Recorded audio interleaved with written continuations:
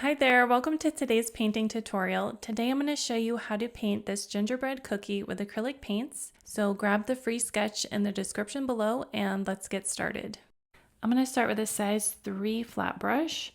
Let's start with some of this dark color. We have a burnt umber here. And I'm going to start with this foot on the bottom. So you want to start by putting the dark color around the edge.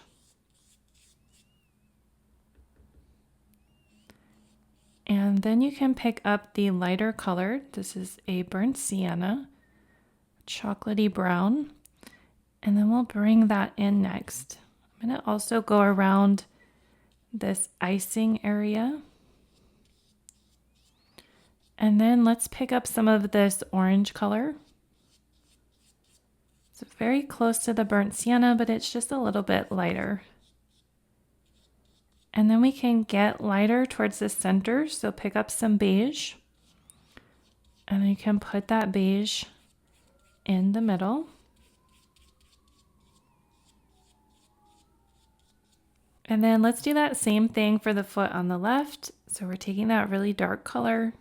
You can use the edge of the brush if you want to get a crisp line. Pick up more paint. And then you want a bit of a shadow underneath the icing. So you can go along that with the brush. And then we want to get lighter. So I'm going to pick up some burnt sienna. And then bring that in. And then I'm going to use some of this orange color.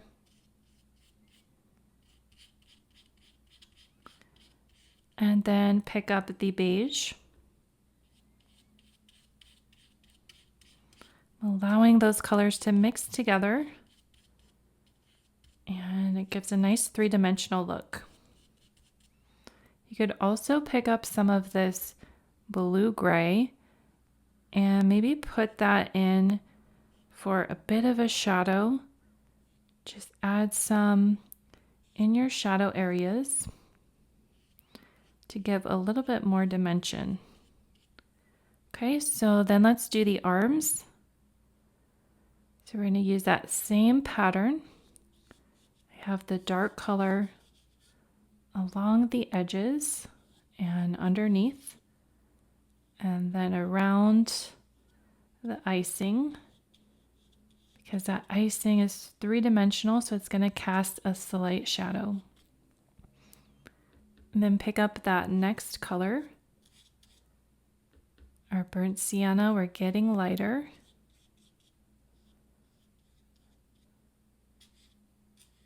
And then some of the orange. And then pick up that beige. And then bring that beige in. And you can put some on this area as well. We can pick up some of this gray blue and put that down along here for the shadow. And then let's work on this one on the left side. So I'm going to take that dark color and then bring it around the icing. And then around the top. And around this corner here. And then underneath the arm. And then we can pick up the lighter value. Bring that lighter value in, and then some of that orange. And allow the colors to mix nicely together. And then pick up some beige, and then bring that beige into the center for a highlight to give that three-dimensional look. Okay, so now let's work on the body. So I'm going to take that dark color again, and let's put that on this side here. And then there isn't really a shadow along the top of these. So you don't need to put too much of an emphasis on the darker value going on the top of this line. And then I'll pick up some of the orange and some of the burnt sienna. And once we get around these little beads here, or buttons, they're going to be in shadow. So you want to put the dark color along the bottom. And then while it's still wet, you can take that burnt sienna and bring it around for the next value. Okay, and then you can pick up the beige and feather some beige in the center here. And you can try to get some nice painterly brush strokes. Move it back and forth.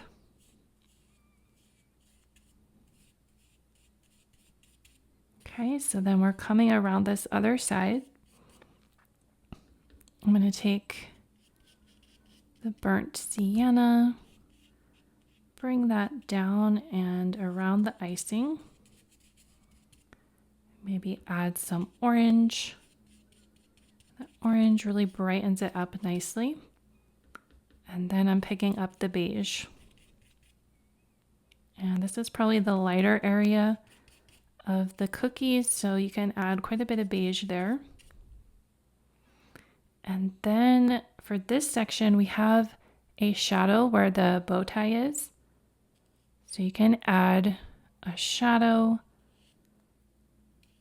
underneath that bow and go around with the darker color. And then come in with the lighter color. And then some beige. And you could even switch brushes for this section. If you want to get a little more detail, you could switch to a size 1 dome brush or a size 0 round. Okay, so now let's work on the head. So I'm going to take this dark brown color and bring it around that side and then along this edge.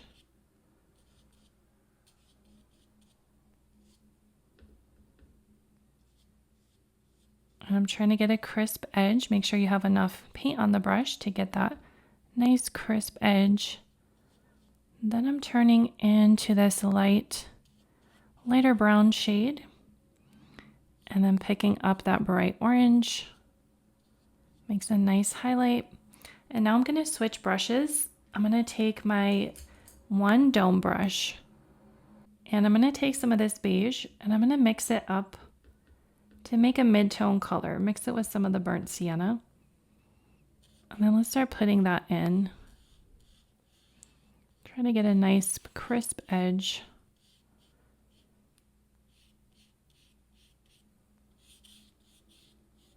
And this is going to give me a lot more control and I can get around these details. So I am going to use the dark color to go underneath the eyes to create that shadow, as well as underneath the mouth.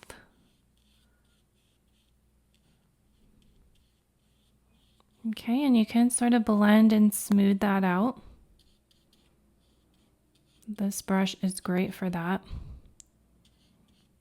And then I'll take that lighter color that we blended up and start putting that in. I can pick up some beige to create an even lighter color and come around all of these little features. Okay, I'm also going to do some blending with this brush. And if you lose some of your dark values, you can go back, put them in again. You might need more than one layer. And that can also help you get a little bit better blending and smooth areas. Let's put the top of the neck here. Okay, and then just have everything blended nicely together. You can also take some of that grayish blue and put it on this right side for a nice shadow. Nice cool shadow there. And you could come back and add that in on this right side. That just gives a really nice professional look because you have those warm and cool sections.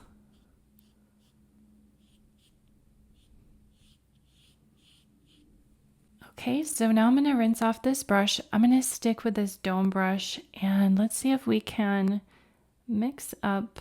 I'm going to take some burnt umber and some of the blue. I want to create a gray color. And I'm going to put that along our white area for the frosting. And then while it's still wet, I'm going to pick up some white and then put that white on top of it. And it's going to blend together wet and wet. You might have to let it dry a little bit and then come back. So I'm going to use that gray and put that along this one on the bottom.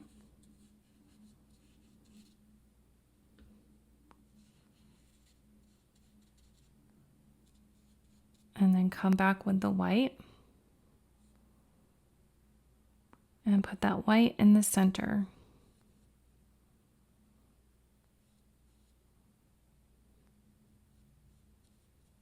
Okay, and then we'll do that on this other side. This one is a little bit more blue than gray, and that's totally fine. That gives a nice effect. And then I'll pick up a little bit of the white and dust that in the center. Let's take the blue, bring it on this side, and then we'll take the white and put that on top in the center. Okay, so then let's do the eyes. So I'm going to take this gray color and try to make some nice round eyes here. I'm going to add some of the blue along the bottom, and then I'm going to pick up the white and then put that white in there.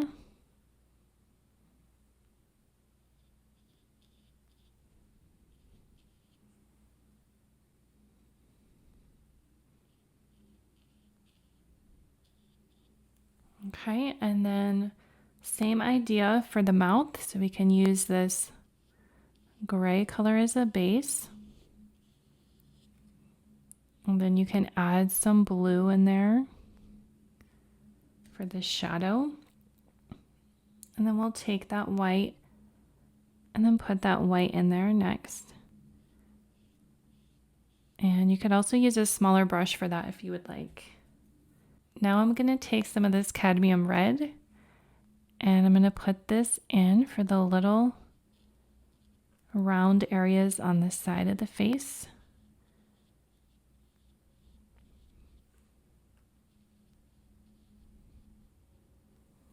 Okay, and I'm going to switch brushes. I'm going to switch to a size 0 round brush so I can do a little bit more detailing.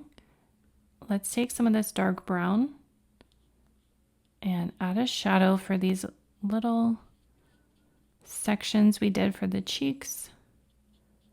And that shadow is going to give you some 3-dimension. So we'll come on top of that with some more cadmium red. And then I'll pick up a little bit of white and then just pop in a little highlight there. It's going to make it look 3-dimensional.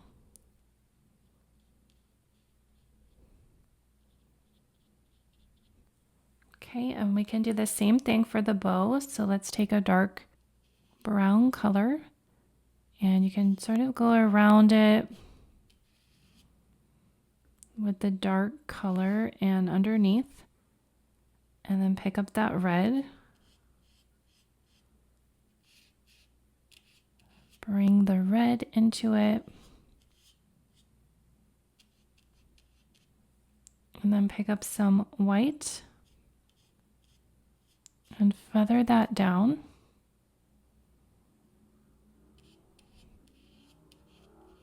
To create a bit of a highlight.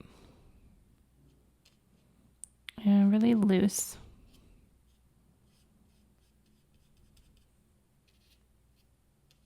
Okay, and if you got too much white in there, then go back and add some more red on top. So now I'm going to take this one round brush with some white paint. Let's put a highlight in the eye.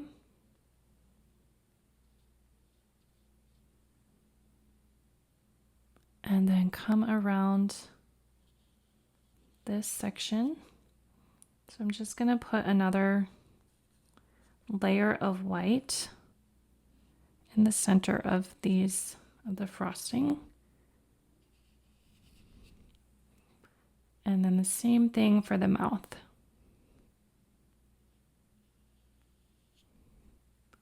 Okay, and then I'm going to switch back to that dome brush and let's put the buttons in the center. So I'm going to take some of this blue shadow color and bring that along the bottom of the buttons. And then I'll pick up the white and then feather that in the center. You can do that nice and easy.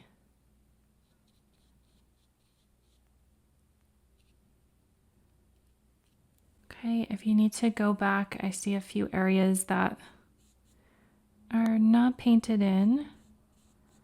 You can go back and clean up any areas that you need to. Some whites of the paper might need to be cleaned up. Okay, I might do this section here. Okay, so now at this stage, I want to add some powdered sugar. I'm going to use this stiff goat hair blender brush. Let's pick up some white paint and then remove the excess. And then see if we can put this on top of the cookie. Let's put some along the top of the head. I'm just going really lightly with this. And that's just going to create a dusting of sugar. Put some on this area. Just try to do it sparingly in some sections that you want to be highlighted. Maybe over here. But again, it takes a really light touch. Try not to overdo it. And try to remove that excess paint. Then just pounce the brush. And try not to make it too uniform as usual.